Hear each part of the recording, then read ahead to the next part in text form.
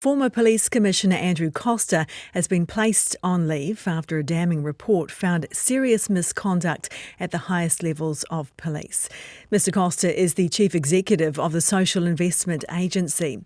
The IPCA has criticised the former police executive for failing to act on allegations of sexual offending by former Deputy Commissioner Jevon McSkimming and interfering in the resulting investigation. Joining us now to discuss this and more is our political panel. We have National's Nicola Willis, and in for Carmel Sepuloni today is Labour's Tangi Utikere. Good morning to both of you. Good morning, Ingrid. Nicola, you are the Minister in charge of the Social Investment Agency. Andrew Costa leads that agency. He's been put on leave. Do you have confidence in him? Well, look, I read the IPCA report in full on Sunday. I was shocked and appalled by its findings. And then on Monday morning, I rang the Public Service Commissioner, Brian Roche, who is Andy Costa's employer. I conveyed my views to him, and as he is Andy Costa's employer, it is now a matter for him to take charge of. What were those views? Well, as I said, I was shocked and appalled by the findings of the report, and that gave me cause to ring the Public Service Commissioner with those concerns. And was that the first time you became aware of any questions around Andrew Costa's behaviour or judgment? Well, I was aware that he had been tied up in the IPCA's ongoing investigations. That is, he had been interviewed by the IPCA as part of their investigation in Mr McSkimming and the allegations against him. Obviously, I didn't know the full detail of the claims, the responses that the police had made, and I needed to wait for the IPCA to thoroughly conduct its investigation and make its conclusions before any other process could commence. Should you have known? Well, I did know that he was involved in the IPCA, but it's a little bit like when there's a court case. You can't jump to the conclusion that someone is guilty or not guilty until the full natural justice process has been completed, and I think it's appropriate that that is how the government proceeded. What about the Public Services Commission who appointed him? Well, they did not appoint him until the 24th of September. At that point, the IPCA investigation had not yet tied up Mr Costa, and so the probity checks that they did at that time would not have picked up on the issues that the IPCA have now concluded occurred. Is there a shortfall there in that recruitment process then? Does something need to change? Well, of course, Mr McSkimming had been appointed both the Deputy Commissioner of Police in 2022-23 and then had been in a process to be the interim and final commissioner. And there are failings in that both of those processes failed to pick up on the fact that there had been these complaints from this woman. And the IPCA report documents that a large amount of that was failings from the police, but the Public Service Commission have conducted an independent review into their own processes and have made changes to the way they will do probity checks going forward so that they have more opportunities to uncover issues of this nature. Can Mr Costa come back from this? Do you want him back in that role as the head of the Social Investment Agency? It's a matter for the Public Service Commissioner to conduct what is now an employment process. What do you think? Well, I think it's important that the Public Service Commissioner do this properly and by the book. And I was shocked and appalled by what I read on Sunday, because at the centre of this is a woman who was let down extremely badly by the New Zealand police.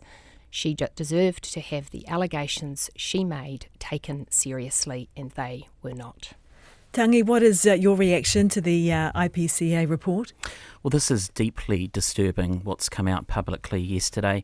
The community and the public deserve to have full confidence in the police, that when someone goes and lays a complaint, that it's investigated fully.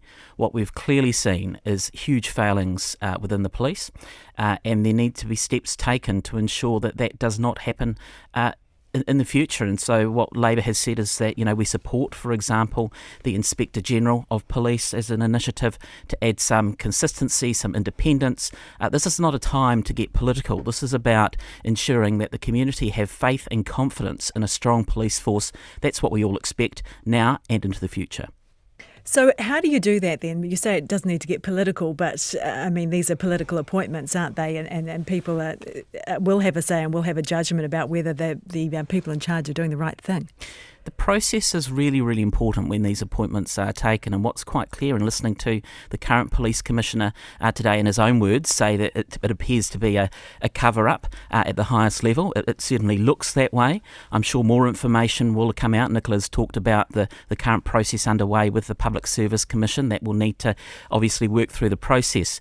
But it's very clear that there have been systemic failings at a very high level, and the public deserve to have confidence in the police force. That's what's important, that needs to be sorted out, and it needs to be sorted out very, very quickly. Do you think the police can come back from this?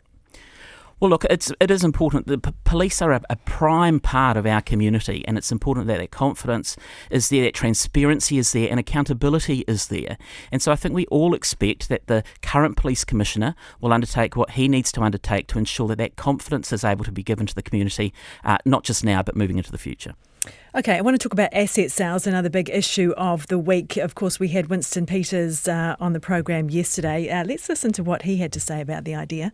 And here they come again with the same story. You know what the story really means?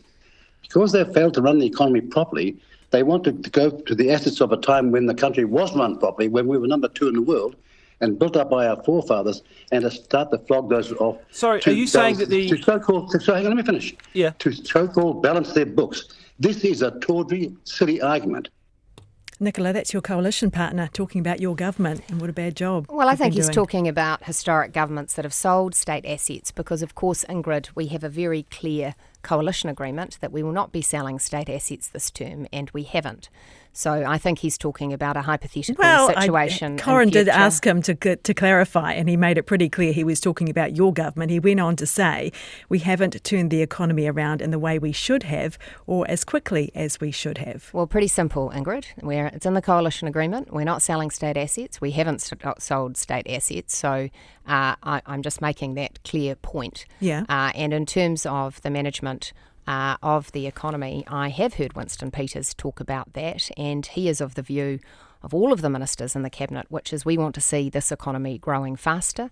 The government is very focused on that task, and we're working hard because we know that when the economy grows faster, there will be more jobs, opportunities and better incomes for New Zealanders. Yes, he's sitting around the cabinet table with you, watching the decisions being made, and he says you're doing a bad job. No, he's not, Ingrid. He's part of those decisions. He used the word we many times. We're in a coalition government together. Of course, there are some issues which we have historically and in future will take different perspectives on. The business of coalition government is finding out what are the areas of common ground so that we can make progress for New Zealanders.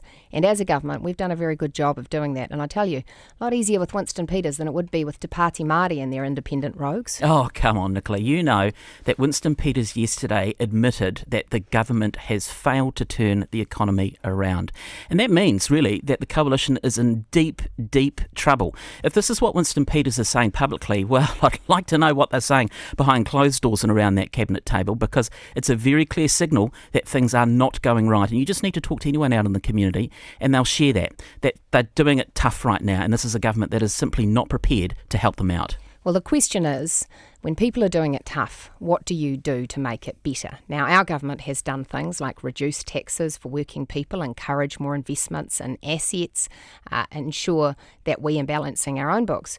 Your party is proposing the solution for the economy is to put more tax across the economy, including every business with commercial property, including KiwiSaver funds with assets in commercial property, a wide-ranging tax. Now, if you think that's the recipe for economic recovery, let me tell you, you clearly haven't learned from the mistakes you made during your past 6 years in office that got the New Zealand economy into the mess that we are now cleaning up. No. Let's be very clear around Labour this. would Stop face the same dilemma, wouldn't they? Nicola needs to stop actually spreading misinformation. One moment. Labour would face the same dilemma that Treasury has laid out, which is what brought up this asset sale conversation in the first place, that the growth isn't enough, that governments need to have a realistic conversation about this, cutting costs or bringing in more money. So how would you handle that? Well, firstly, Nicola needs to stop spreading misinformation. This is not a tax, a capital gains tax on businesses, and it's not a tax on KiwiSaver, amongst other things as well. But what we would do is look to invest in the Future Fund to ensure that the public ownership of assets right now is maintained, protected and secured. And we actually start backing Kiwis and backing New Zealanders, which is something that this current government is not doing. Nicola talks about priorities.